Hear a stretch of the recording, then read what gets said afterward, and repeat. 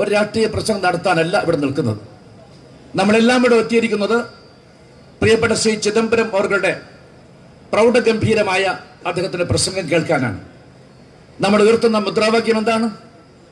ഭരണഘടനയെ സംരക്ഷിക്കുക, ഇന്ത്യ രാജ്യത്തെ സംരക്ഷിക്കുക എന്ന മുദ്രാവാക്യമാണ് നമ്മൾ ഉയർത്തിപ്പിടിച്ചുകൊണ്ട് മുന്നോട്ട് പോകുന്നത്. രാജ്യമാസകലം ഈ പ്രക്ഷോഭം നടക്കുകയാണ്. തീർച്ചയായിട്ടും ഈ പ്രക്ഷോഭത്തിൽ പങ്കെടുക്കാൻ എത്തിയിരിക്കുന്ന ശ്രീമാൻ പി ചിദംബരം നമ്മുടെ ഭരണഘടന ഭീകരതയുടെ ഏറ്റവും ഒടുവിലത്തെ ആ ഭീകരതയുടെ പീഡനം ഏറ്റുവാങ്ങിയിട്ടുള്ള ഒരു ഇര എന്ന് വേണമെങ്കിൽ വിശേഷിപ്പിക്കാൻ സാധിക്കും. അദ്ദേഹത്തെ 106 ദിവസമാണ് തടങ്കൽ പാളയത്തിൽ അദ്ദേഹത്തെ കൊണ്ടുപോയി പാർപ്പിച്ചതെന്ന് ഓർക്കേണ്ടതായിട്ടുണ്ട്. ആ 106 ദിവസം കഴിഞ്ഞ് അദ്ദേഹം മടങ്ങി വന്ന ശേഷം എൻ്റെ മാധ്യമ സുഹൃത്തുക്കൾ അദ്ദേഹത്തോട് ചോദിച്ചു, ജയിലിലെ അനുഭവം ഒന്ന് പറയാമോ എന്ന കാര്യം. അദ്ദേഹം പറഞ്ഞു, അതൊന്നും തന്നെ പറയാനല്ല ഞാനിപ്പോൾ വന്നിട്ടുള്ളത്, മറ്റു കാര്യങ്ങൾ ചോദിക്കാമെന്ന് പറഞ്ഞു. പക്ഷെ ഒറ്റ വാക്കിൽ ആ ജയിലിലെ അനുഭവത്തെക്കുറിച്ച് അദ്ദേഹം പറയുകയുണ്ടായി. ഞാൻ ജയിലിൽ ഒരു സാധാരണ കട്ടിലാണ് തലയണയില്ലാതെ കിടന്നത്.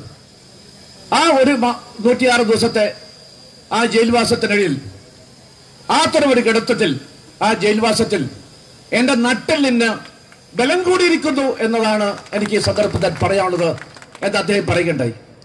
അത് തീർച്ചയായിട്ടും വൈകാരികമായി അദ്ദേഹം നടത്തിയ ഒരു പ്രസ്താവന അല്ലെങ്കിൽ പ്രസംഗം എന്നതിൽ കവിഞ്ഞ് ഈ നാട്ടിലെ ജനങ്ങളോടൊക്കെ തന്നെ ഇന്ത്യൻ നാഷണൽ കോൺഗ്രസ് അഭ്യർത്ഥിക്കുന്നത് നമ്മുടെ നട്ടെല്ല് ബലപ്പെടുത്തിക്കൊണ്ട് മുന്നോട്ട് വെക്കേണ്ട ഒരു ചരിത്ര സന്ധിയിലാണ് നമ്മളൊക്കെ തന്നെ നിൽക്കുന്നത്.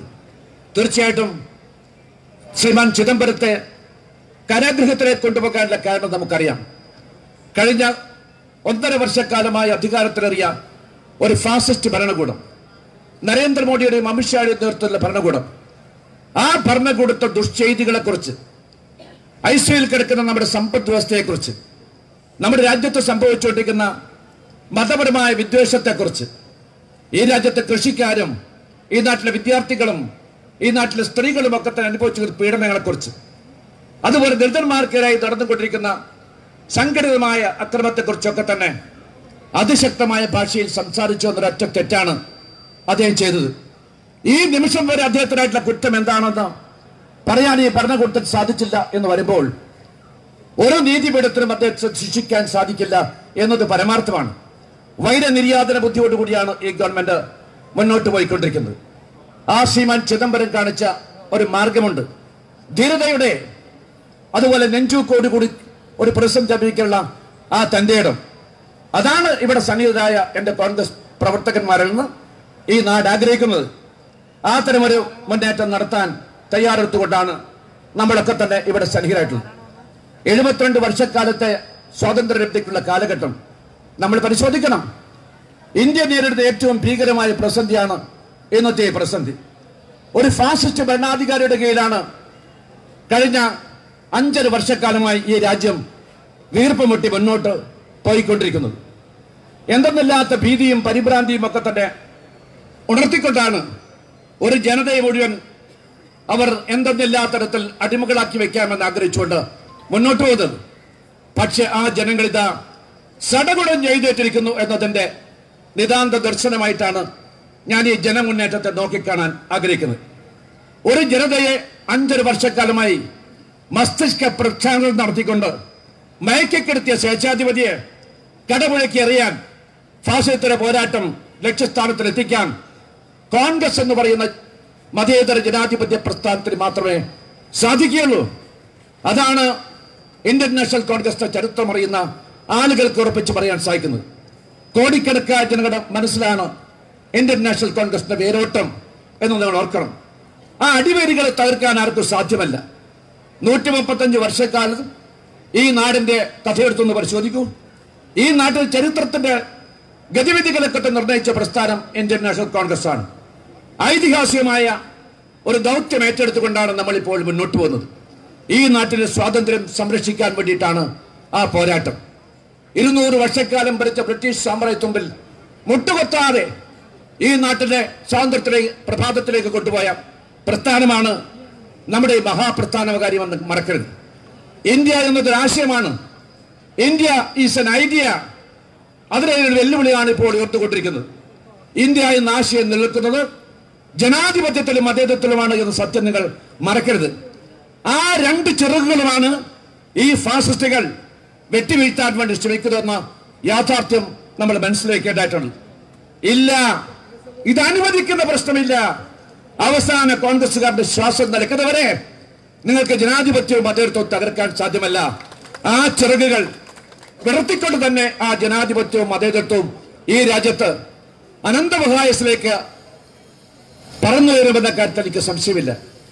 ആധിപത്യ ശക്തികൾക്കെതിരെ ഒരിക്കലും വിട്ടുവീഴ്ചയില്ലാതെ കലഹിക്കുകയും പ്രതിഷേധിക്കുകയും പോരാട്ടം നടത്തുകയും ചെയ്ത ഗാന്ധിജിയുടെ പ്രസ്ഥാനമാണ് ഇന്ത്യൻ നാഷണൽ കോൺഗ്രസ്. ഫാസിസത്തിന്റെ ബീഭത്സമുഖങ്ങൾ ലോകത്തിനു മുമ്പിൽ അനാവരണം ചെയ്ത, ഫാസിസത്തിന്റെ കെടുതികൾ എന്താണെന്ന് ലോകത്തിനെ പഠിപ്പിച്ചു കൊടുത്ത, തന്റെ ജീവിതാവസാനം വരെ ആ ഫാസിസത്തിനായി നിലക്കാത്ത പോരാട്ടവുമായി മുന്നോട്ട് പോയ മഹാനായ പണ്ഡിറ്റ് ജവഹർലാൽ നെഹ്റുവിന്റെ പാർട്ടിയാണ് ഈ പാർട്ടി എന്ന കാര്യം നിങ്ങൾ മറക്കരുത്. അവസാനം വരെ തീർച്ചയായിട്ടും ഇന്ത്യയിലെ കോൺഗ്രസുകാർ ഈ രാജ്യത്തെ മതേതരത്വവും ജനാധിപത്യവും സംരക്ഷിച്ചുകൊണ്ട് നമ്മുടെ സ്വാതന്ത്ര്യം കഠിന കൃഷ്ണമണി പോലെ ഞങ്ങൾ കാത്തു സംരക്ഷിക്കുമെന്ന് ഉറക്കെ പ്രഖ്യാപിച്ചുകൊണ്ട് ഞങ്ങൾ മുന്നോട്ട് പോകുമെന്ന് ഞാനോട് പറയട്ടെ. 10,000-കണക്കായ ആളുകൾ ത്യാഗത്തിന്റെയും സാഹസത്തിന്റെയും കഥ ഈ നാട്ടിലെ രാഷ്ട്രീയ സ്വയം സേവക് സംഘിലെ ആളുകൾക്കറിയില്ല. ഈ നാട്ടിലെ കമ്മ്യൂണിസ്റ്റ് പാർട്ടിക്ക് ആ കഥ അറിയില്ല. 10,000-ങ്ങൾ അവർ ജീവാർപ്പണം നടത്തിക്കൊണ്ടാണ് ഈ രാജ്യത്തിന് സ്വാതന്ത്ര്യം കാര്യം അവർ മറക്കരുത്. ആ സന്ദർഭത്തിൽ രാഷ്ട്രീയ സ്വയം സേവക് സംഘും ഇന്ത്യയിലെ കമ്മ്യൂണിസ്റ്റ് പാർട്ടിയും അന്ന് ബ്രിട്ടീഷ് ഇംപീരിയലിസ്റ്റുമായി ചേർന്നുകൊണ്ട് അവർക്ക് വേണ്ടി പാദസേവ ചെയ്യുകയായിരുന്നു. ചരിത്രം അതല്ലേ? ക്വിറ്റ് ഇന്ത്യ സമരത്തെ അംഗീകരിക്കാത്ത, സ്വാതന്ത്ര്യം കിട്ടിയപ്പോൾ പോലും അത് അംഗീകരിക്കാൻ സാധിക്കാത്ത ഒരു പാർട്ടിയാണ് പാർട്ടി. അവരെ സംബന്ധിച്ചിടത്തോളം അവർക്ക് ചരിത്രം അറിയില്ല, ചരിത്രത്തിന് ഗതിവൈദ്യം അറിയില്ല. സ്വാതന്ത്ര്യത്തിന്റെ അർദ്ധരാത്രിയിൽ ഡൽഹിയിലെ പാർലമെന്റിന്റെ സെൻട്രൽ ഹാളിൽ വെച്ച് മഹാനായ പണ്ഡിറ്റ് ജവഹർലാൽ നെഹ്റു ചെയ്ത പ്രസംഗം പ്രിയപ്പെട്ട RSSകാരാ മാർക്സിസ്റ്റുകാരാ ഒന്ന് വായിക്കണം. ആ വിധിയുമായ സമാഗമം എന്ന് പറഞ്ഞ പ്രസംഗം, ട്രസ്റ്റ് വിത്ത് ഡെസ്റ്റിനി, ഒന്ന് വായിക്കാൻ വേണ്ടി നിങ്ങൾ തയ്യാറാകണം. എന്താണ് നെഹ്റുജി പറഞ്ഞത്? ദാരിദ്ര്യം, വിശപ്പ്, രോഗം, അജ്ഞത, അതുപോലെ അവസരപരമായ അസമത്വം, അത് അവസാനിപ്പിക്കാനുള്ള ദീർഘവും ക്ലേശകരമായ പോരാട്ടമാണ് ഈ പോരാട്ടം. ആ പോരാട്ടത്തിൽ നമ്മൾ വിജയിക്കുക തന്നെ ചെയ്യുമെന്നാണ് അദ്ദേഹം പറഞ്ഞത്. 36 കോടി ജനങ്ങൾ അണിനിരത്തിക്കൊണ്ടാണ് ആ പോരാട്ടം മഹാനായ നെഹ്റു ആരംഭിച്ചത്. പിന്നീട് അതൊരു യാത്രയായിരുന്നു, പിന്നീട് ഒരു കുതിച്ചുചാട്ടമായിരുന്നു. ഇന്ന് ഈ രാജ്യം കാണുന്നതെല്ലാം തന്നെ കോൺഗ്രസിന്റെ സൃഷ്ടിയാണ്. നിങ്ങൾക്കൊന്നും നിർമ്മിക്കാനായില്ല BJP-ക്കാരാ. നിങ്ങളെല്ലാം തകർക്കുകയായിരുന്നു. നിങ്ങൾ ഈ സമ്പദ് വ്യവസ്ഥയെ തകർത്തു. അതാണ് ചിദംബരംജി പലപ്പോഴും പറയുന്നത്. ഈ സമ്പദ് വ്യവസ്ഥയെ അരവിന്ദ് സുബ്രഹ്മണ്യന്റെ വാക്കുകൾ പലപ്പോഴും കടമെടുത്തു അദ്ദേഹം പറയുന്നു. ICUവിൽ കിടത്തിയിരിക്കുന്ന കാര്യം നിങ്ങളെല്ലാം വിറ്റുതൊളിച്ചു. നെഹ്റു തുടങ്ങിയ പൊതുമേഖലാ സ്ഥാപനങ്ങൾ നിങ്ങൾ പുല്ലുപോലെയാണ് വിറ്റുതൊളിച്ചുകൊണ്ടിരിക്കുന്നത്. അതുപോലെ തന്നെ തൊഴിലില്ലായ്മ 45 വർഷക്കാലത്തിടയിൽ വളരെ പ്രക്ഷുബ്ധമായ ഒരു ചുറ്റുപാടിലൂടെയാണ് യുവജന കടന്നു പോയിക്കൊണ്ടിരിക്കുന്നത്. അതിന്റെ പാരമ്പര്യത്തിലാണ് തൊഴിലില്ലായ്മ. 45 വർഷക്കാലത്തിടയിൽ കർഷക ആത്മഹത്യ കൂടി വരുന്നു. രാജ്യം പൊട്ടിത്തെറിയുടെ വക്കിലാണ്. യുവാക്കന്മാർ, ന്യൂനപക്ഷ സമുദായത്തിലുള്ള ദളിതന്മാർ, പിന്നോക്കക്കാർ, സർവോപരി എന്റെ മുമ്പിലിരിക്കുന്ന സഹോദരിമാർ, അവർക്ക് പുറത്തിറങ്ങിക്കാൻ പോലും സ്വാതന്ത്ര്യമില്ല. അവർക്ക് സംരക്ഷണ ബോധം നഷ്ടപ്പെട്ട് കഴിഞ്ഞിരിക്കുന്നു. മതത്തിന്റെ പേരിലാണ് ഈ തീക്കളി. ഇത് അംഗീകരിക്കാൻ സാധ്യമല്ല. പൗരത്വ നിയമത്തെക്കുറിച്ച് പ്രഗത്ഭനായ അഭിഭാഷകൻ കൂടിയായിട്ടുള്ള, ഭരണഘടനയെക്കുറിച്ച് നന്നായിട്ട് വിശകലനം ചെയ്ത് സംസാരിക്കാൻ സാധിക്കുന്ന P. ചിദംബരം ഉള്ളതുകൊണ്ട് ഞാൻ സംസാരിക്കാൻ ആഗ്രഹിക്കില്ല. ആ പൗരത്വ ഭേദഗതി നിയമവുമായി ബന്ധപ്പെട്ടുകൊണ്ട് കേരളത്തിൽ അങ്ങോളം ഇങ്ങോളം ഒരു കൊടുങ്കാറ്റ് പോലെ സമര പരിപാടികൾക്ക് നേതൃത്വം കൊടുത്തുകൊണ്ട് പോകുന്ന നമ്മളാണ്. ഒരു 100 പരിപാടികൾ ഞാനെങ്കിലും പങ്കെടുത്തിരിക്കും. പ്രതിപക്ഷ നേതാവും മുൻ മുഖ്യമന്ത്രിയും അടക്കമുള്ള ആളുകൾ, നമ്മുടെ MP-മാരടക്കമുള്ള ആളുകൾ, അവർ ആ പരിപാടികൾ സദാ പങ്കെടുത്തുകൊണ്ട് ആ ബില്ല് എന്താണ്, അത് രാജ്യത്തിനുണ്ടാക്കിയ കെടുതി എന്താണ് എന്നതിനെ കുറിച്ചൊക്കെ തന്നെ വിശദമായി സംസാരിക്കുകയാണ്. ഞങ്ങൾക്കൊന്നു മാത്രമേ പറയാനുള്ളൂ. ആ ഭരണഘടനാ ഭേദഗതി പൗരത്വം സംബന്ധിച്ചുള്ളത് ഭരണഘടനാ തത്വങ്ങൾക്കെതിരെയാണ്. അത് സമത്വമെന്ന ഭരണഘടന ഉറപ്പ് നൽകിയ ആശയങ്ങൾക്കെതിരാണ്. ഭരണഘടനയുടെ ചട്ടക്കൂട് മാറ്റാൻ കഴിയില്ല എന്ന 1976 കേശവാനന്ദ ഭാരതി കേസിലെ സുപ്രീം കോടതിയുടെ ആ സുപ്രധാനമായ വിധിക്കെതിരാണ്. ഇപ്പോൾ ഈ പോക്ക് എങ്ങോട്ടേക്കാണ്? ഹിന്ദുത്വ രാഷ്ട്രം അതുണ്ടാക്കിയ ഞങ്ങൾ അടങ്ങുകയുള്ളൂ എന്ന് പറഞ്ഞുകൊണ്ടാണ് പോകുന്നത്. ട്രിപ്പിൾ തലാഖ് കഴിഞ്ഞു. ആർട്ടിക്കിൾ 370 എന്ന് പറഞ്ഞുകൊണ്ട് കാശ്മീരിൽ പൗരാവകാശങ്ങൾ കൊട്ടിയടച്ചു. അവിടെ ഇന്റർനെറ്റ് ഇല്ല, കമ്മ്യൂണിക്കേഷൻ ഇല്ല. അതൊരു കാരാഗ്രഹമായിട്ട് മാറിയിരിക്കുന്നു. ഗോൾവാൾക്കറും വീര സവർക്കറും എന്ന് പറയുന്ന വിനായക ദാമോദർ സവർക്കർ എന്ന് പറയുന്ന ഇന്ത്യൻ ഫാസിസത്തിന്റെ മുഖമായിട്ടുള്ള അവർ കാണിച്ച മാർഗമാണ് ഈ രാജ്യത്തെ ജനങ്ങളെ സംഘടിപ്പിച്ചുകൊണ്ട് ഒരു ഹിന്ദു രാഷ്ട്രം ഉണ്ടാക്കുക എന്ന മാർഗം. ആ സ്വപ്നം ഈ മണ്ണിൽ നടക്കില്ല എന്ന കാര്യം ഹിന്ദുത്വ ശക്തികളെ ഇത്തരം ചടങ്ങിലൂടെ നിങ്ങളെ ബോധ്യപ്പെടുത്താൻ ഞങ്ങൾ ആഗ്രഹിക്കുന്നു. ഇതൊരു ഹിന്ദു മുസ്ലിം പോരാട്ടമായിട്ട് ആരും ചുരുക്കി കാണരുത്. പലപ്പോഴും ഹിന്ദു മുസ്ലിം പോരാട്ടമായിട്ടാണ് പലരും അതിൽ വ്യാഖ്യാനിക്കാൻ വേണ്ടി ശ്രമിക്കുന്നത്. ഇത് മതേതരത്വം വേണമോ വേണ്ടയോ എന്നതിനെ കുറിച്ചുള്ള ഏറ്റവും മൂർത്തമായ പ്രശ്നത്തിന് ഉത്തരം പറയേണ്ട ഒരു ചരിത്രത്തിലെ ദശാസന്ധിയാണിത്. ഈ ചോദ്യത്തിന് ഉത്തരം നമ്മൾ കണ്ടെത്തുമ്പോൾ ഇന്ത്യ ജീവിക്കണമോ മരിക്കണമോ എന്ന ചോദ്യത്തിന് ഉത്തരം നാം കാണാൻ വേണ്ടി ശ്രമിക്കുമ്പോൾ ഒരു കാര്യം നിങ്ങളെല്ലാം തന്നെ മനസ്സിലാക്കണം. ബ്രിട്ടീഷുകാരിൽ നിന്ന് ഇന്ത്യയെ വേണ്ടെടുത്ത ഇന്നത്തെ ഇന്ത്യയെ ഇന്നത്തെ നിലയിലേക്ക് വളർത്തിക്കൊണ്ടുവന്ന ഇന്ത്യൻ നാഷണൽ കോൺഗ്രസ് മാത്രമേ ഈ രാജ്യത്തെ ജനാധിപത്യം ഉയർത്തിപ്പിടിച്ചുകൊണ്ട് മതേതരത്വം കാത്തു സംരക്ഷിച്ചുകൊണ്ട് ഈ നാട്ടിന്റെ സ്വാതന്ത്ര്യം ആർക്കും അടിയറവയ്ക്കില്ല, അത് അടിയറവെക്കുന്ന പ്രശ്നമില്ല എന്ന് പറയാൻ സാധിക്കുന്ന പ്രസ്ഥാനം ഇന്ത്യൻ നാഷണൽ കോൺഗ്രസ് മാത്രമാണ്. ആ പ്രസ്ഥാനത്തിന്റെ ത്രിവർണ്ണ പതാകയും പിടിച്ചുകൊണ്ട് നമുക്ക് മുന്നോട്ട് പോകാം. അവസാനത്തെ കോൺഗ്രസ്സുകാർ വിളിയെടുത്താൽ കാലം നമ്മളെ സമരത്തിൽ ആർക്കും പിന്തിരിപ്പിക്കാൻ സാധ്യമല്ല. വിജയം നമ്മുടേതാണ്. ഈ ഫാസിസ്റ്റ് ഭരണകൂടത്തെ നമ്മൾ തൂത്തെറിയും എന്ന് മാത്രം പറഞ്ഞുകൊണ്ട് ഞാൻ എന്റെ അധ്യക്ഷ പ്രസംഗം അവസാനിപ്പിക്കുന്നു. ഈ ചടങ്ങിൽ സംബന്ധിക്കാൻ ബഹുമാനായ പ്രതിപക്ഷ നേതാവ് എത്തിയിട്ടുണ്ട്. അത് കഴിഞ്ഞ് ശ്രീമാൻ ഉമ്മൻചാണ്ടി സാർ, അത് കഴിഞ്ഞ് നമ്മുടെ ഇന്നത്തെ ചീഫ് ഗസ്റ്റ്, ഇന്നത്തെ മുഖ്യാതിഥി സമാരാധനായ കോൺഗ്രസ് നേതാവ് ശ്രീമാൻ പി ചിദംബരം, അദ്ദേഹം നിങ്ങളെ അഭിസംബോധനയോട് വിശദമായി സംസാരിക്കും. ഇന്നത്തെ ഈ ചടങ്ങിന്റെ ഔപചാരികമായ ഉദ്ഘാടനം അത് നിർവഹിക്കാൻ വേണ്ടി ആദരണീയനായ ശ്രീമാൻ പി ചിദംബരം അവരെ ഞാൻ ക്ഷണിച്ചുകൊള്ളുന്നു. നമസ്കാരം. Jai Hind.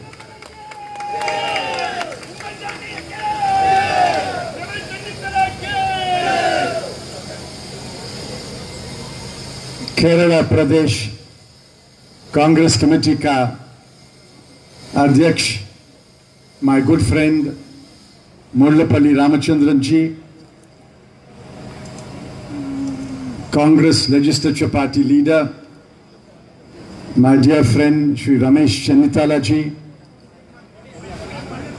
former chief minister general secretary of the AICC Shri Oommen Chandy ji, former KPCC President Sri M.M. Hassan ji, Working President Sri Kodikonal Suresh ji, DCC President Nayanthakara Sanal ji, other members of Parliament, members of the State Legislature, District Congress Committee Presidents, office bearers, and my dear workers, Congress workers, Congress Karyakarta, Mahila Congress, Youth Congress, NSUI, Seva Dal, and all other Congress workers. First, let me thank you for inviting me to this function. This is an important moment in India's history. I'll speak a few words in Tamil. I wish I could speak in Malayalam. This is a very important moment in India's history. And I think many have not yet understood the major turning point that has occurred in the last 15-16 days. Indiya அரசியலில் இது முக்கியமான ஒரு கட்டம். சில தேதிகளை சொல்றேன். Let me tell you some dates. The Citizenship Amendment Bill, குடியுரிமை திருத்த சட்டம், the cabinet approved it on Sunday 8th of December in the evening. December மாதம் 8ஆம் தேதி மாலையில் அந்த மசோதா அமைச்சரவையால் ஏற்றுக்கொள்ளப்பட்டது. டிசம்பர் 8, இன்னைக்கு தேதி டிசம்பர் 28 தான், 20 நாளைக்கு முன்னாடி. டிசம்பர் 9ஆம் தேதி, on December 9, they introduced it in the Lok Sabha and passed it at 12 o'clock midnight. இரவு 12 மணிக்கு அந்த சட்டத்தை லோக்சபா மக்களவையில் நிறைவேற்றினார்கள். ஒரே நாள். மறுநாள் ராஜ்யசபையில் கொண்டு வர முடியல. They could not bring it to the Rajya Sabha the next day because it was already 12 o'clock. So Tuesday they jumped. Wednesday morning, புதன்கிழமை 11 மணிக்கு ராஜ்யசபையில் சட்டத்தை கொண்டாடுறாங்க. At 6 o'clock in the evening, அன்று மாலை 6 மணிக்கு ராஜ்யசபையில் இந்த சட்டம் நிறைவேறுது. அன்று இரவு 10 மணிக்கு குடியரசுத் தலைவர் ஜனாதிபதி கையெழுத்து போடுறார். 12 மணிக்கு சட்டமாக அறிவிக்கிறாங்க. ஆக டிசம்பர் 8ஆம் தேதியிலிருந்து டிசம்பர் 11ஆம் தேதி 3 நாள் 72 மணி நேரத்தில் இந்த சட்டம் நிறைவேறும். அரசியல் சாசனத்தை உறுதிமொழி எடுத்துக்கிட்டீங்க. All of you took a pledge on the Constitution. In the Constituent Assembly, the articles dealing with citizenship, குடியுரிமை பற்றிய அரசியல் சாசன பிரிவுகளை விவாதிப்பதற்கு 2 மாசம் ஆச்சு. அரசியல் சாசனத்தில் குடியுரிமை பிரிவுகள் 2 மாசம். They discussed it for 2 months and these fellows changed it in 3 days. Protest broke out on December 12. India முழுவதும் போராட்டம் வெடித்தது டிசம்பர் 12. ஜார்க்கண்ட் தேர்தல் டிசம்பர் 23. Jharkhand result December 24. ஆக டிசம்பர் 12 டு டிசம்பர் 24 வெறும் 12 நாளில தான் நாடு முழுவதும் போராட்டம் நடைபெறுகிறது. வெறும் 12 நாடுகள், வெறும் 12 நாட்கள். Why? Because thousands and thousands of young people have come on the street. Students have come on the street. மாணவர்கள் வந்திருக்கிறாங்க. பல்கலைக்கழக மாணவர்கள், கல்லூரி மாணவர்கள், இளைஞர்கள் வந்திருக்காங்க. எல்லாரும் முஸ்லிம்களா? இல்லையே. பெருவாரி இந்துக்கள். Majority are Hindus who are coming on the street. Christians, Sikhs, Jain, Parsi, Dalit, tribal.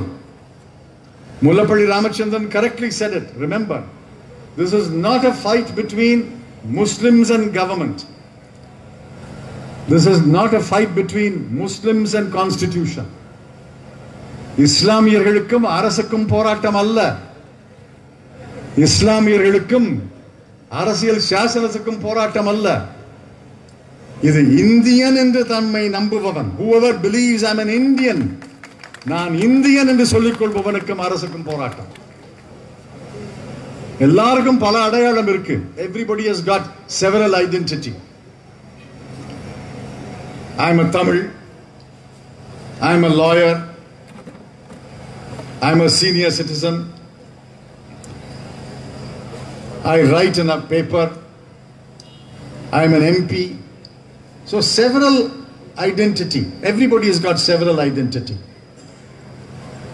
Uman Chandi is former chief minister, former MLA, AICC general secretary, Ramesh Chenitala, Youth Congress president, PCC president, CLP leader, MP, minister, several identity.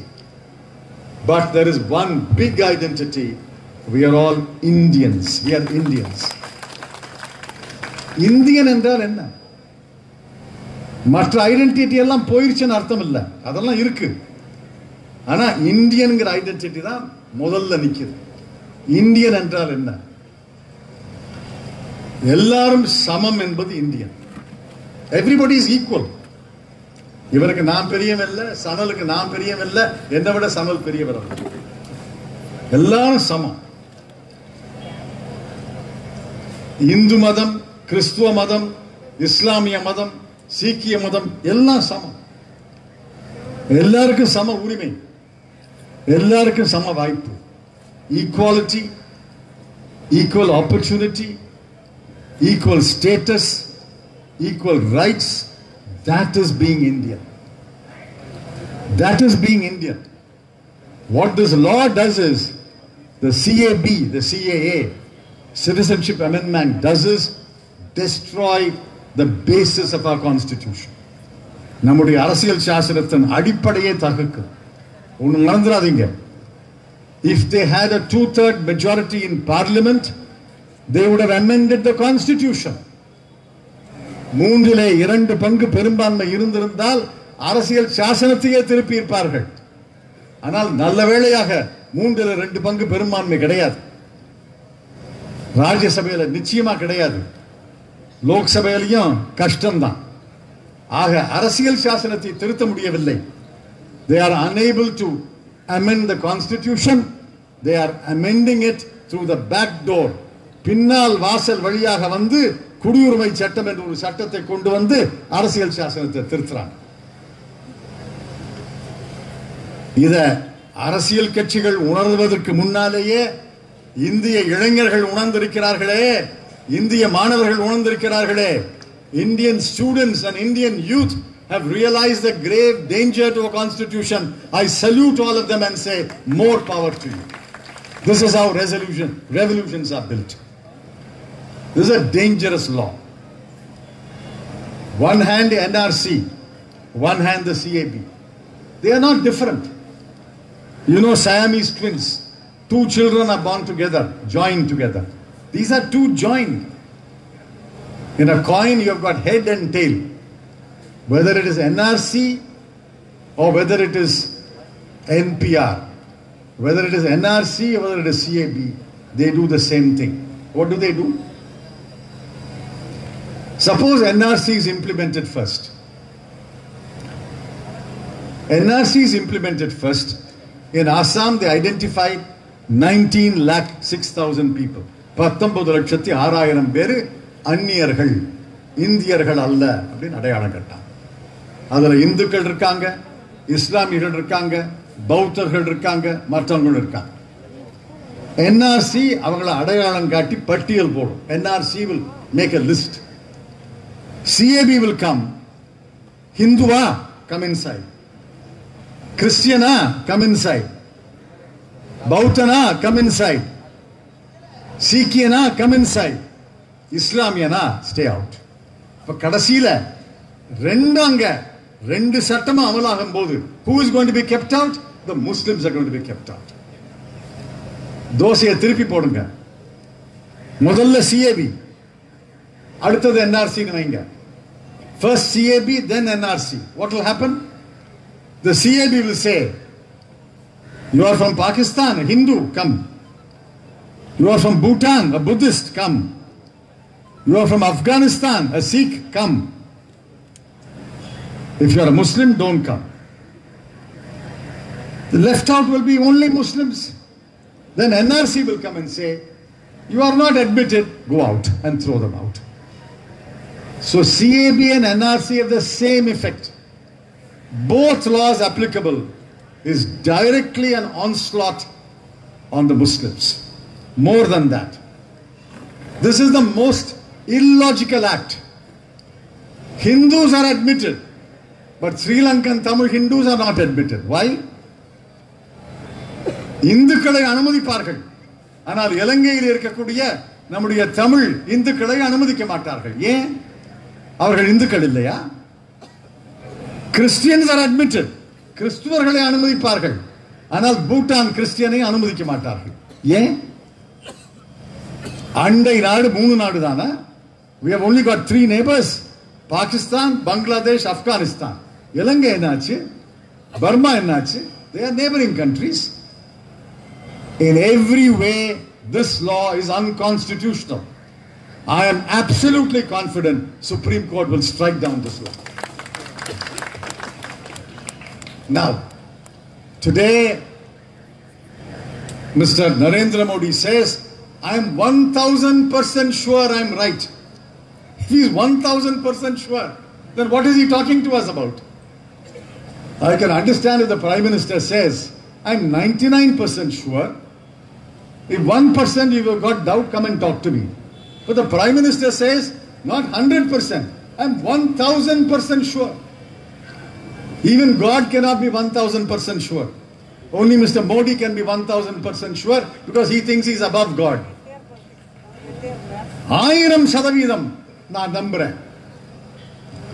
He said the same thing about demonetization. I am 1000% sure demonetization is correct. What happened? Mr. Amit Shah, he challenges Rahul Gandhi. Come and tell me what is wrong with my law. But we said it in Parliament in his face. I stood up and the Home Minister was sitting there. I asked him 6 questions. You must have seen in the Rajya Sabha TV. 6 கேள்வி கேட்டேன். இந்த 6 கேள்விக்கு பதில் சொல்லுங்க என்ன. பதிலே வரலையே. There was no answer. I asked him, இந்த சட்டம் செல்லும் என்று யார் சொன்னார்கள்? Who advised you that this law is constitutional? You advised yourself? Home Ministry advised you? Law Department advised you? Attorney General advised you? Who advised you? No answer. I said, if the Attorney General has advised you, please call the Attorney General here. We will ask him some questions. Let him convince us. Attorney General சபைக்கு அழைங்க. அவரிடம் நாங்கள் சந்தேகங்களை கேட்கிறோம். அவர் எங்களை திருப்திப்படுத்தட்டும் சொன்னேன். வரலையே. Mr. Shah must go back and listen to the debate in the Rajya Sabha. He must listen to the debate in the Lok Sabha. A dozen questions were raised. He has not answered a single question. And now he throws a challenge to Mr. Rahul Gandhi. Say, you come and tell me what is wrong with the law. Everything is wrong with the law. This law undermines the Constitution. This tree is the Constitution of India. Today, we can't even cut a branch of the tree. In the நெடிந்து உயர்ந்த மரத்துல ஒரு கிளைய கூட வெட்டக்கூடாது. What this law does is not cut a branch, வேர்ல கை வைக்கணும், கீழே வெட்டுறாங்க. They are cutting at the root of the tree. இந்த மரத்தினுடைய வேரை வெட்டுறாங்க. இந்த மரம் விழுந்தா இந்தியாவுக்கு யார் பாதுகாப்பு? If this constitution goes, they will introduce Hindu Rashtra. My final warning to you, Hindu Rashtra is nothing but Sanatana Dharma and Manu Nidhi. All the Varnas will come back. We will go back 100 years when the more powerful castes will rule us.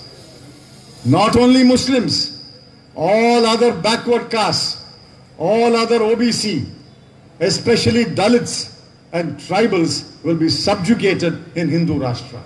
We should never allow Hindu Rashtra. And Mohan Bhagwat says all 130 crore people are Hindus. How can we accept that? In America, there are 35 crore people. 40 lakh people are Indians.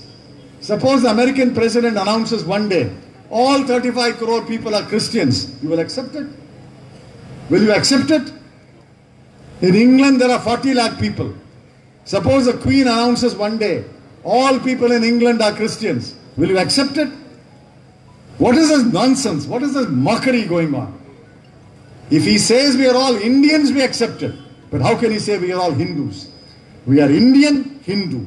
We are Indian Muslim. We are Indian Christian. We are Indian Malayali. We are Indian Tamil. We are Indian Bihari. But we are all Indians, and we will not allow, as long as the Congress is alive in this country, 135 years begins today, as long as the Congress is alive in this country, இந்திய தேசிய காங்கிரஸ் உயிரோட்டமுள்ள கட்சியாக இருக்கும் வரை ஒரு நாளும் இதை அனுமதிக்க மாட்டோம். இதை எதிர்த்து தொடர்ந்து போராடுவோம் என நீங்கள் போராட வேண்டும். Now Army General is being asked to speak about it. இதான் ஆர்மி ஜெனரலுக்கு வேலையா? ராணுவ தளபதி வேலை இதானா? தலைவர்கள் எல்லாம் மக்களை வழிநடத்தி செல்லும் பொழுது வன்முறை ஏற்பட்டால் அவர்கள் தலைவர்களே அல்ல. வன்முறையை நாம தூண்டுறோம்.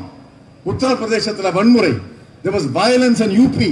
Who was responsible for the violence in UP? 21 people have been shot dead in UP. And the DGP says, my gun never fired. குண்டு வெடிக்காமலா மந்தன் செத்து போறான். துப்பாக்கி வெடிக்காமலா ஒருத்தன் செத்து போறான். 21 பேர் இறந்திருக்காங்க. அந்த போலீஸ் காவல்துறை தலைவர் சொல்றாரு, எங்க துப்பாக்கி வெடிக்கவே இல்லையே. அதென்ன மந்திரமான துப்பாக்கி? வெடிக்காத துப்பாக்கி யாரையாவது கொல்லுமா? DGP, RB General are being asked to support the government. It's a shame. Let me appeal to General Rawat. You head the army and mind your business. What politicians will do, politicians will do. It is not the business of the army to tell the politicians what we should do, just as it is not our business to tell you how to fight a war. If you are fighting a war, we don't tell you how to fight a war. You fight the war according to your ideas. We will manage the politics of this country. Finally, let me thank Kerala Pradesh Congress Committee, Mullapalli, Chennithala, Woman and all others. Thank you for inviting me. This struggle is being led by the people of India. This struggle is being led by the youth of India. This struggle is being led by the students of India. Let us stand with them and fight until they finish, until the CAB is suspended and NRC is completely stopped. These are our two demands. Until these demands are met, we will continue to fight. Let us fight. Let us struggle. Jai Hind.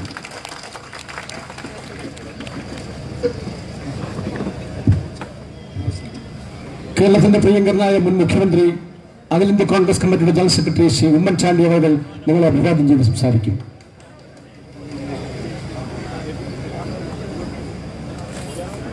അധ്യക്ഷൻ PCC president Shri Mullappally Ramachandran, നമ്മുടെ ഈ സംരംഭം ഉദ്ഘാടനം ചെയ്ത നമ്മുടെ പ്രിയങ്കരനായ നേതാവ് Shri P Chidambaram, പ്രതിപക്ഷ നേതാവ് ശ്രീ രമേശ് ചെന്നിത്തല അടക്കമുള്ള നേതാക്കളെ, സഹപ്രവർത്തകരെ, save India, save our constitution ഈ മുദ്രാവാക്യത്തോടുകൂടി AICCയുടെ ആഹ്വാനമനുസരിച്ച് ഇന്നിവിടെ നടത്തിയ ഈ പരിപാടിയിൽ പങ്കെടുത്ത നിങ്ങളെല്ലാവരെയും ഞാൻ അഭിവാദ്യം ചെയ്യുക. നമുക്കിന്ന് മുഖ്യ അതിഥിയായി കിട്ടിയത് നരേന്ദ്രമോദിയും അമിത്ഷായും ഏറ്റവും ഭയപ്പെടുന്ന ഒരു നേതാവിനെയാണ്, ശ്രീ പി ചിദംബരം. ഈ രാജ്യത്തെ സാമ്പത്തിക രംഗം താറുമാറായി. അതിനെ രൂക്ഷമായി വിമർശിക്കുന്ന ശ്രീ ചിദംബരത്തെ ജയിലിലിട്ടാൽ എല്ലാം ഒതുങ്ങും എന്ന് ധരിച്ചുവെങ്കിൽ ശ്രീ ചിദംബരം 100 ഇരട്ടി ശക്തിയോടുകൂടിയാണ് തിഹാർ ജയിലിൽ നിന്ന് പുറത്തു വന്നിരിക്കുന്നത്. അദ്ദേഹത്തിന്റെ വാദമുഖങ്ങളെ ഖണ്ഡിക്കാൻ നരേന്ദ്രമോദിക്കും അമിത്ഷായ്ക്കും സാധിക്കുമോ? ഇന്ന് ചെറുപ്പക്കാരുടെ പ്രതിഷേധമാണ് ഇന്ത്യ ഒട്ടാകെ ഉയർന്നു കേൾക്കുന്നത്. എന്താ ചെറുപ്പക്കാർ? അവർക്കറിയാം സ്വാതന്ത്ര്യത്തിന്റെ വില അവർ മനസ്സിലാക്കുന്നു. ഇവിടുത്തെ സാമ്പത്തിക രംഗം താറുമാറാക്കി തൊഴിലില്ലായ്മയുടെ രൂക്ഷത ഇവിടുത്തെ ചെറുപ്പക്കാർ മനസ്സിലാക്കിയിരിക്കുന്നു. അതാണ് ഇന്ത്യ ഒട്ടാകെ ആഞ്ഞടിക്കുന്ന പ്രതിഷേധം. ഇന്ന് നരേന്ദ്രമോദിയും അമിത്ഷായും യാഥാർത്ഥ്യബോധം ഉൾക്കൊള്ളണം. ജനാധിപത്യ മര്യാദകളും പാരമ്പര്യങ്ങളും തകർത്തുകൊണ്ട് അധികാരം കൊണ്ട് അടിച്ചമർത്താമെന്ന് ധരിക്കുന്നുവെങ്കിൽ ആ ധാരണ തെറ്റാണ് എന്ന് ഇന്ത്യയിലെ ജനങ്ങൾ ഒറ്റക്കെട്ടായി നിന്നുകൊണ്ട് ഇന്ത്യൻ ജനതയെ വിഭജിച്ച് ഭിന്നിപ്പിച്ച് എന്തെങ്കിലും കാര്യം നേടാം എന്ന് ധരിക്കുന്നുവെങ്കിൽ ആ ധാരണ തെറ്റാണെന്ന് തിരുത്തിക്കൊണ്ട് നമ്മൾ മുമ്പോട്ട് നീങ്ങും. ഈ ഇന്ന് കാട്ടുന്ന ആവേശം, ഈ നമ്മൾ മുമ്പോട്ട് വച്ച ആവശ്യങ്ങൾ അംഗീകരിക്കുന്നത് വരെ 1 ഇഞ്ച് പുറകോട്ടില്ല എന്ന് പ്രഖ്യാപിക്കണം. ഇവിടെ വന്ന നിങ്ങൾ എല്ലാവരെയും ഒരിക്കൽ കൂടി അഭിവാദ്യം ചെയ്യുന്നു. നമസ്കാരം. ജയ് ഹിന്ദ്. ബഹുമാനായ പ്രതിപക്ഷ നേതാവ് ഭരണഘടനയുടെ 14-ാം അനുച്ഛേദം വായിച്ചുകൊണ്ട് പ്രസംഗിക്കുന്നതാണ്. ഒരു കാറിന്റെ താക്കോൽ കൂടെ നഷ്ടപ്പെട്ടു, അത് കിട്ടിയിട്ടുണ്ട്.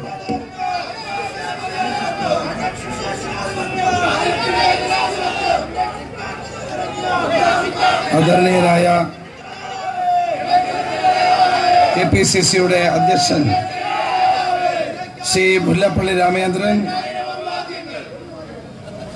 മുൻ കേന്ദ്ര ആഭ്യന്തര മന്ത്രിയും കോൺഗ്രസ് പ്രവർത്തക സമിതി അംഗവുമായ ശ്രീ പി ചിദംബരം, ബഹുമാന്യനായ മുൻ മുഖ്യമന്ത്രി ശ്രീ ഉമ്മൻചാണ്ടി,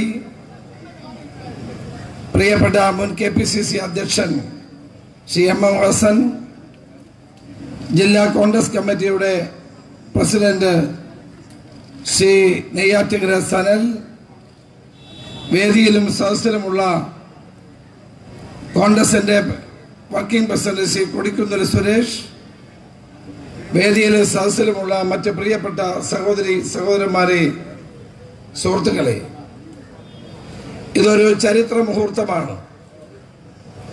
ഇന്ത്യൻ നാഷണൽ കോൺഗ്രസ് 134 വയസ്സ് പൂർത്തിയാക്കി 135ാമത്തെ വയസ്സിലേക്ക് കടക്കുകയാണ്. ഈ ദിനത്തിൽ ഇന്ന് ഇന്ത്യയിലൊട്ടാകെ കോൺഗ്രസ് പ്രവർത്തകന്മാർ ഓരോ രാജ്ഭവനുകളിലേക്കും ഇതുപോലെയുള്ള മാർച്ചും പൊതുയോഗങ്ങളും നടത്തുകയാണ്. ശ്രീ ചിദംബരം ഇവിടെ വിശദമായി കാര്യങ്ങൾ പറഞ്ഞു. ഞാൻ ഭരണഘടനയുടെ ആർട്ടിക്കിൾ 14 ഒന്ന് വായിക്കാൻ ആഗ്രഹിക്കുന്നു.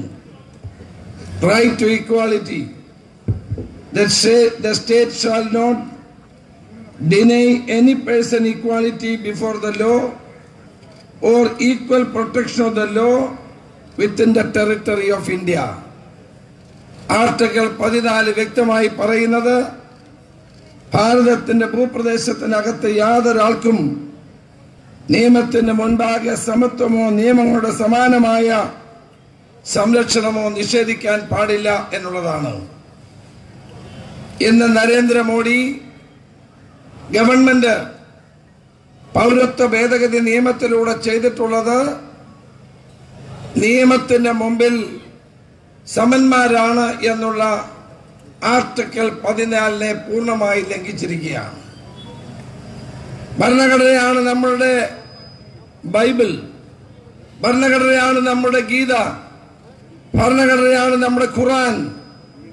ഒരു രാജ്യത്തെ പൗരനെ സംബന്ധിച്ചിടത്തോളം അവന്റെ ഏറ്റവും വലിയ സ്വത്തെന്ന് പറയുന്ന ഭരണഘടനയാണ്. ആ ഭരണഘടനയെ ഇല്ലാതാക്കുന്ന നരേന്ദ്രമോദിയുടെ നീക്കത്തിനെതിരായിട്ടാണ് നമ്മുടെ പോരാട്ടം. പൗരത്വ ഭേദഗതി നിയമം മതേതരത്വത്തിന് നേരെയുള്ള വെല്ലുവിളിയാണ്. മതേതര ജനാധിപത്യ മൂല്യങ്ങളെ തകർക്കാനുള്ള നീക്കമാണിത്. ചിദംബരം ഇവിടെ പറഞ്ഞത് ശരിയാണ്. പൗരത്വ നിയമത്തിന്റെ ഭേദഗതി കൊണ്ടുവന്നതോടുകൂടി രാജ്യത്തെ ജനങ്ങളെ ഭിന്നിപ്പിക്കുന്നു, വിഭജിക്കുന്നു. അതുകൊണ്ടാണ് രാജ്യത്ത് മുഴുവൻ ആളുകൾ പ്രക്ഷോഭത്തിലാണ്. ആദിവാസികൾ, ചെറുപ്പക്കാർ, കുട്ടികൾ, എല്ലാ വിഭാഗത്തിലുമുള്ള ജനങ്ങൾ ഇന്ന് സമരരംഗത്തേക്ക് കടന്നു വന്നിരിക്കുന്നു. അതിനുള്ള കാരണം മതേതരത്വത്തിനെ കടക്കൽ കത്തിവെക്കുന്ന ഈ നടപടി ഭാരതത്തിന്റെ മുഴുവൻ മൂല്യങ്ങളെയും തകർക്കുന്നു എന്നുള്ളത് കൊണ്ടാണ്. അമിത്ഷായും നരേന്ദ്രമോദിയും ചേർന്ന് രാജ്യത്തെ ഭിന്നിപ്പിക്കാൻ ശ്രമിക്കുന്നു. ഈ നാടിന്റെ മതേതരത്വത്തെ ഇല്ലാതാക്കാൻ ശ്രമിക്കുന്നു. അതിനെതിരായ പോരാട്ടം നമുക്ക് തുടരണം. കേരളത്തിന്റെ മണ്ണിൽ ഐക്യ ജനാധിപത്യ മുന്നണിയും കോൺഗ്രസ് പാർട്ടിയും നമ്മുടേതായ സമരങ്ങളുമായി മുന്നോട്ട് പോകാൻ തീരുമാനിച്ചിരിക്കുന്നു. ആ പരിപാടികൾ വൈകാതെ പ്രഖ്യാപിക്കും. 13-ാം തീയതി കൊച്ചിയിൽ വലിയ റാലി UDF-ന്റെ, 18-ാം തീയതി കോഴിക്കോട് UDF-ന്റെ വലിയ റാലി, അത് തുടർ പരിപാടികൾ 3-ാം തീയതി കൊച്ചിയിൽ ചേർന്ന UDF യോഗം തീരുമാനിച്ച് മുന്നോട്ട് പോകും. ഒരു വിട്ടുവീഴ്ചയും ഈ കാര്യത്തിൽ ഇല്ല. മതേതരത്വത്തെ സംരക്ഷിക്കാനുള്ള പോരാട്ടത്തിൽ കേരളത്തിലെ മുഴുവൻ കോൺഗ്രസുകാരും ജനങ്ങളെ അണിനിരത്തിക്കൊണ്ട് മുന്നോട്ട് പോകുമെന്ന് പ്രഖ്യാപിക്കാൻ ഈ അവസരം ഞാൻ വിനിയോഗിക്കുകയാണ്. ബഹുമാനായ ചിദംബരംജി ഇവിടെ ഉണ്ട്. He was in the Tihar jail for 106 days. 106 ദിവസക്കാലം അദ്ദേഹം ജയിലിലായിരുന്നു. കാരണം മറ്റൊന്നും കൊണ്ടുമല്ല. He was vehemently criticizing the government. He was opposing the government tooth and nail in Rajya Sabha and outside. Indian രാജ്യസഭയിലും പുറത്തും ഗവൺമെന്റിനെ വിമർശിക്കാൻ മുന്നോട്ട് വന്ന ചിദംബരത്തിന്റെ വാമൂടി കെട്ടാനായിരുന്നു 106 ദിവസം ജയിലിലടച്ചത്. ചിദംബരംജി, ഇന്ത്യയിലെ ജനങ്ങൾ അങ്ങയോടൊപ്പം ഉണ്ട് എന്ന് പറയാൻ ഞാൻ ആഗ്രഹിക്കുന്നു. നരേന്ദ്രമോദിയുടെ അമിത്ഷായുടെയും ജനാധിപത്യ വിരുദ്ധമായ ഈ നടപടികൾക്കെതിരായി ഇന്ത്യയിലെ ജനങ്ങൾ അങ്ങയോടൊപ്പമുണ്ട്. എതിർക്കുന്നവരുടെ വായടച്ചു പൂട്ടുക, അവരെ അടിച്ചമർത്തുക ഫാസിസത്തിന്റെ ലക്ഷണങ്ങളാണ്. ഒരു കേന്ദ്രത്തിലെ ഫാസിസ്റ്റ് ഗവൺമെന്റിനെതിരായി ഇന്ത്യയിലെ ജനങ്ങൾ ചിന്തിക്കുന്നു. അതിന്റെ ബഹിസ്ഫുരണമാണ് ഇന്ത്യയിലുടനീളം നരേന്ദ്രമോദി സർക്കാരിനെതിരായി ഉയർന്നു വരുന്ന ജനവികാരം. ആ ജനവികാരം ഈ രാജ്യത്തെ ജനങ്ങളുടെ മനസ്സിൽ നിന്നും ഹൃദയത്തിൽ നിന്നും വരുന്ന അവരുടെ അഭിപ്രായങ്ങൾ തന്നെയാണെന്നുള്ള കാര്യത്തിൽ സംശയം വേണ്ട. നരേന്ദ്രമോദിയും അമിത്ഷായുടെയും ഈ തെറ്റായ നയങ്ങൾക്കെതിരായി നമ്മുടെ പോരാട്ടം തുടരും. കേരളത്തിലെ കോൺഗ്രസുകാരും ജനങ്ങളും അതിനുവേണ്ടി ഒറ്റക്കെട്ടായി അണിനിരക്കുമെന്ന് മാത്രം പറഞ്ഞുകൊണ്ട് ഈ മാർച്ചിലും ഈ യോഗത്തിലും പങ്കെടുത്ത എല്ലാ കോൺഗ്രസ് പ്രവർത്തകരെ അഭിവാദ്യം ചെയ്തുകൊണ്ട് എന്റെ വാക്കുകൾ നിർത്തുന്നു. നമസ്കാരം. ജയ് ഹിന്ദ്.